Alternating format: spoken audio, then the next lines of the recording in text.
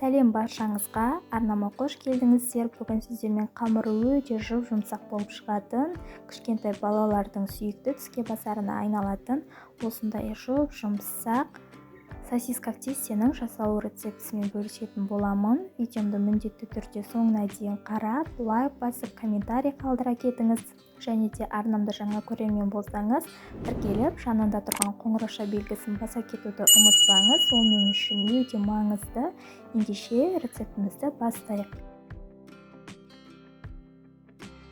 Ең алдымен ыдысымызға жылы сүтімізді және де жылы суымызды құйып, оның үстінен бір шай қасық ашытқымызды салып, және де 2 ас қасық шекерімізді салып, 1 шай қасық тұзымызды салып, барлық ерігенше жақсылап араластырып алатын боламыз. Содан соң 1 ас қасық қаймағымызды саламыз. Менде үйде қаймақ болмағаннан соң 1 ас қасық майонез салатын боламын. Сіздер үйде қайсысы бар, соны қосып пайдалана берсеңіздер болады. Енді үстінен алдын ала өлшеп дайындап қойған ұнымызды електен аз-аздан өткізе отырып салып, ең алдымен қасықтың, содан соң икемге келгеннен соң қолдың көмегімен жұмсақ, қолға жабыспайтындай қамыр илейтін боламыз.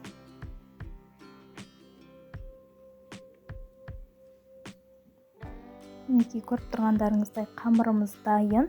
Енді үстінен 3 ас қасықтай өсімдік майын қосып, қамырымызды тағы да бір қайтара жақсылап илеп алатын боламыз. Осымен біздің қамырымыз дайын. Көріп тұрғандарыңыздай өте жұмсақ, қолға жабыспайтындай қамырымыз шықты. Енді қамырымызды бетін жауып, көтерілгенше жылы жерге қалдыратын боламыз.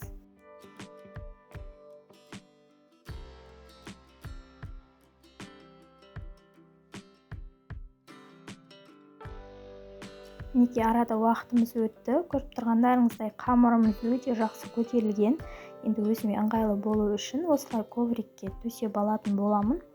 Және де қамырымызды қатты баспай, өзіме ыңғайлы пішінге келтіріп, өзімізге ыңғайлы етіп кесіп алатын боламыз.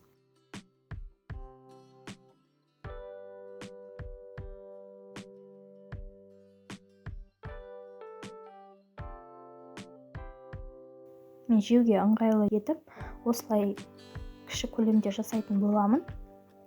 Сіздер үлкен көлемде жасайтын болсаңыздар, қамырдың көлемін сәл үлкендеу етіп жасай берсеңіздер болады.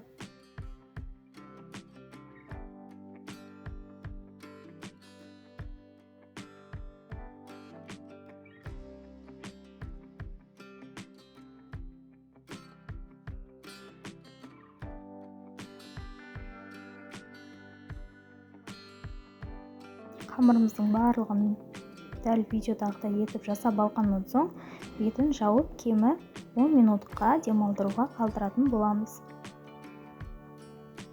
Мінекей арада 10 минутымыз өтті. Енді қамырымызды видеодағыдай осынша етіп, өзімізге ыңғайлы пішінге келтіріп аламыз. Және де мен сосискаларды теңдей етіп 2 бөлікке бөліп алдым. Енді қамырымызды видеодағыдай етіп орап шығатын боламыз.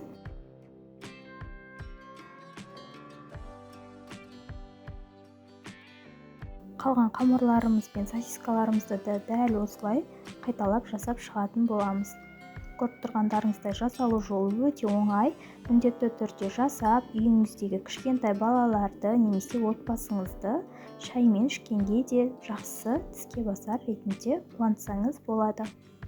Достар, менің арнамда көптеген тіске басарлар, қолжетімді пирогтар және де салаттардың рецептілері бар. Арнамды жоғалтып алмас үшін міндетті түрде тіркеліп, жанында тұрған қоңырауша белгісін басып қойыңыз.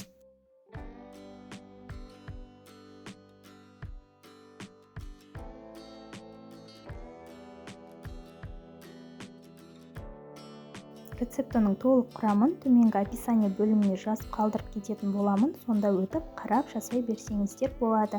Мінекей барлық сосискаларымызды қамырымызға орап алдық. Енді бетіне жұмыртқамызды жағып, сәндік мақсатта бетіне күнжіт немесе мак сепсеңіздер де болады. Мен күнжутты пайдаланатын боламын. Дәл осы сәтте пешімізді алдын ала 180 градусқа қыздырып қоятын боламыз, және де қызып тұрған пешімізде сосискаларымызды пісіріп алатын боламыз қызарғанша. Міне, көріп тұрғандарыңыздай булочкаларымыз өте әдемі болып, қып-қызыл болып пісіп шықты. Міндетті түрде осы рецепт бойынша жасап көріңіздер. Бір жасағаннан шығатын рецепт. Достар, видеомды соңына дейін көргендеріңіз үшін рахмет. Сіздермен болған Ариана. Видеом ұнаса міндетті түрде лайк басып, комментарий қалдырып, арнамда жаңа көрермен болсаңыз тіркеліп, жанында тұрған қоңырауша белгісін баса кетіңіз. Келесі кездескенше сау болыңыздар.